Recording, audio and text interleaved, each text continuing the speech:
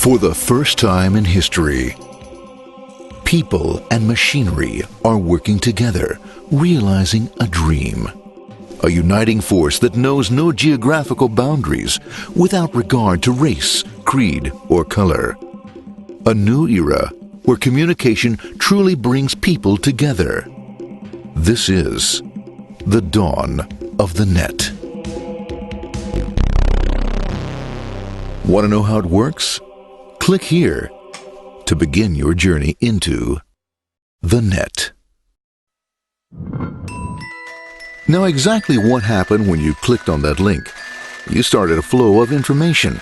This information travels down into your own personal mailroom, where Mr. IP packages it, labels it, and sends it on its way. Each packet is limited in its size. The mailroom must decide how to divide the information and how to package it. Now, the package needs a label containing important information, such as sender's address, receiver's address, and the type of packet it is.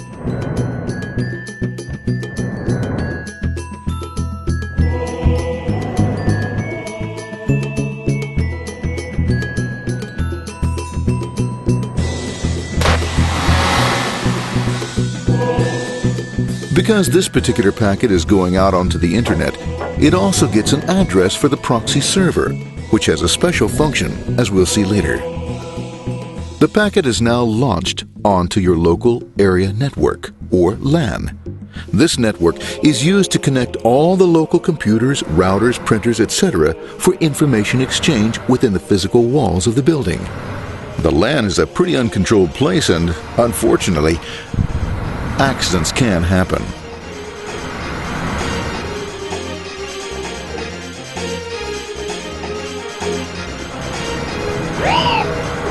The highway of the LAN is packed with all types of information. These are IP packets, Novell packets, Apple Talk packets. They're going against traffic, as usual. The local router reads the address and, if necessary, lifts the packet onto another network.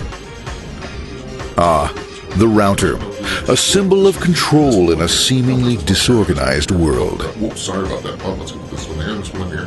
This one goes here, this one goes here. I don't like this one. Let's go with this one. Let's go here. A little bit left. Let's go with this one here. Another channel here. Let's put that one here. Let's put that one here. There he is. Systematic, uncaring, methodical, conservative, and sometimes not quite up to speed. Sorry. But at least he is exact. For the most part. That one was there, that one was there, and this one was there. Oh, another one was there, that was there. He's fine. Let's go there, that was there, he was there. Oh, let's put that one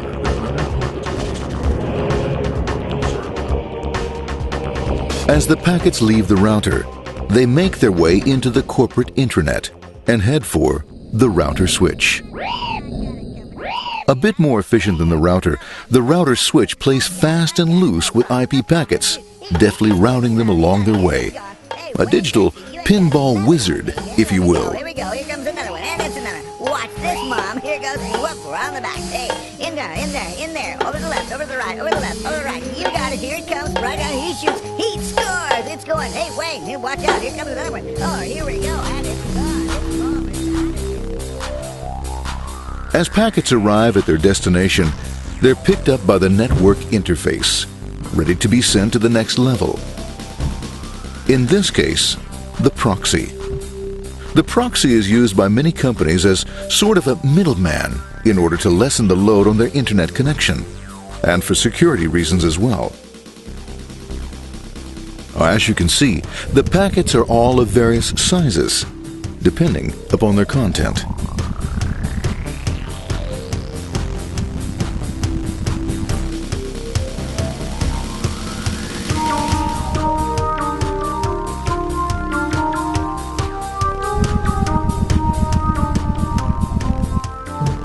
The proxy opens the packet and looks for the web address, or URL. Depending upon whether the address is acceptable, the packet is sent on to the internet.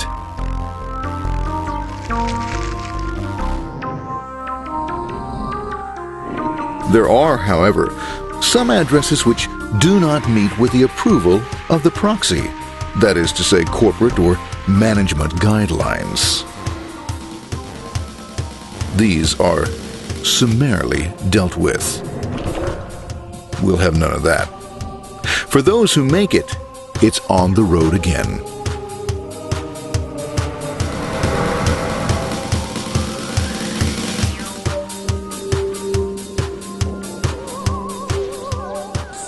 Next up, the firewall. The corporate firewall serves two purposes. It prevents some rather nasty things from the internet from coming into the intranet, and it can also prevent sensitive corporate information from being sent out onto the internet. Once through the firewall, a router picks up the packet and places it onto a much narrower road, or bandwidth, as we say. Obviously, the road is not broad enough to take them all. Now you might wonder what happens to all those packets which don't make it along the way. Well, when Mr. IP doesn't receive an acknowledgement that a packet has been received in due time, he simply sends a replacement packet.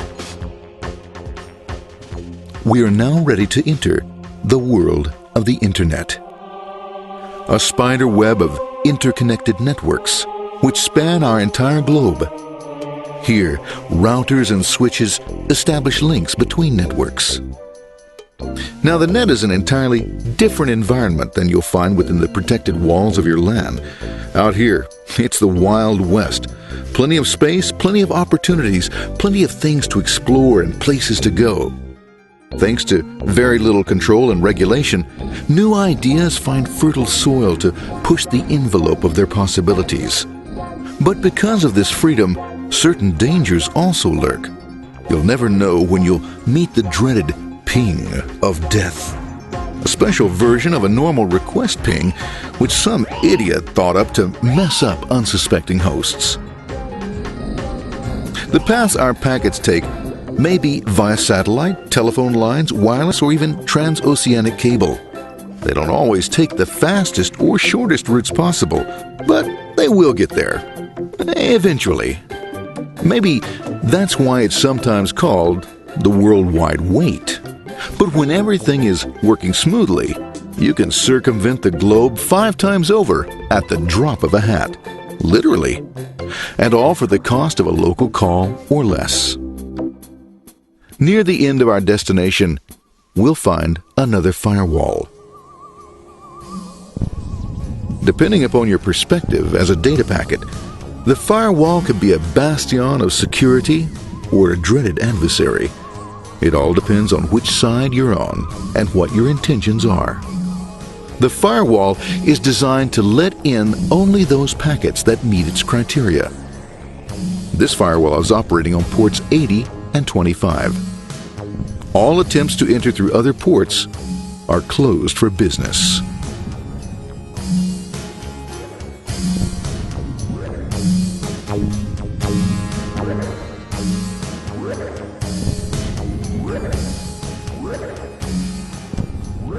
Port 25 is used for mail packets,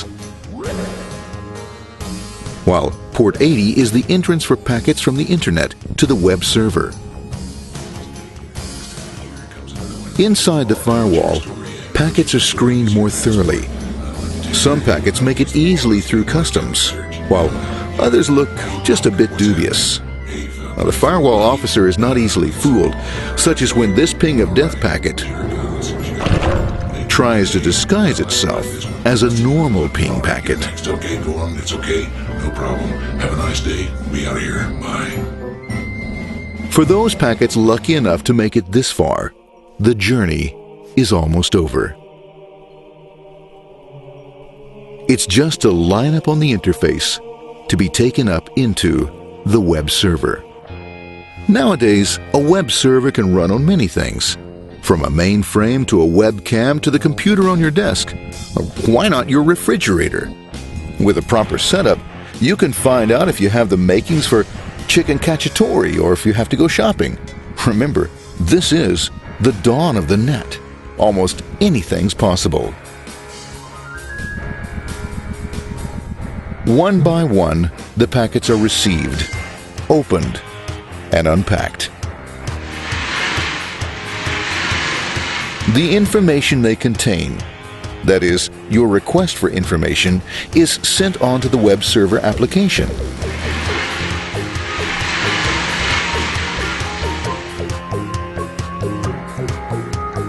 The packet itself is recycled,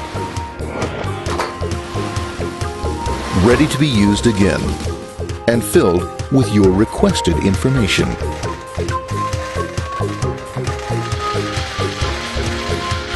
Addressed and sent out on its way back to you. Back past the firewall, routers, and on through to the internet. Back through your corporate firewall.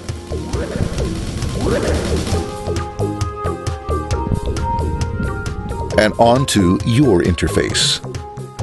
Ready to supply your web browser with the information you requested.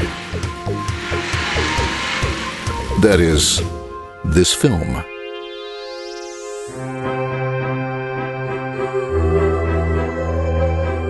Pleased with their efforts and trusting in a better world, our trusty data packets ride off blissfully into the sunset of another day, knowing fully they have served their masters well.